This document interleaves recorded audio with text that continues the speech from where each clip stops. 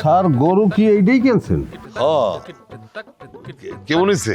খুবই খারাপ হয়েছে, গরুটা জন্মের বেদম, খালি লেস লড়াই। না উস্করি কথা গরু কিনছে সইছে। হ্যাঁ গরুর লেজ লাড়িবে না, কি লেজ লাড়াবি তুই? কি মনে হয় হইবে না? 100 মানুষ এটা দিয়ে খাওয়াইতে পারবে না। শোন জাল বাড়াই দিবি তাহলে মানুষ কম খাইবে না।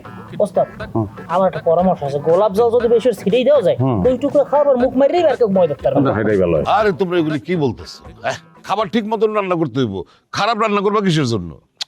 একটা গরুতে না হইলে লাগে আরেকটা গরু কিনবো, কিন্তু রান্না একে রইতে হইব। আমার একমাত্র মায়ের বিয়া, কোন রকম কিপটামি করা যাবে না বাবা, একদম খুব যত্ন করে করতে হইব। না না ঠিকই আছে, কিন্তু গরু কিনতে কিন্তু আপনি যাইয়েন না, আপনি ভদ্র মানুষ তো, ঠকাইবে। এটা কি নিচ্ছে ঠকবে না?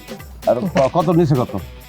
70 নিচ্ছে। এটা জুলুম হইলে 50,000 হইবে, আমার তো মনে হয় 50 বেশি হয়। কি করছো? আমার হিসেবে দাম আছে 15,000। আবগারি কথা কবিতে যাই হোক, টাহা কারো হাতে যাওয়ার দরকার নেই, আপনারও যাওয়ার দরকার নাই। ওই টাহা 50,000 আমার দিয়ে দিয়েন। আমার ওই দালাল ফালাল পরিস্থিতি আছে তো, ওরা আমাকে ঠকাইতে পারবে না। তাহলে তো খুব ভালো হইলো।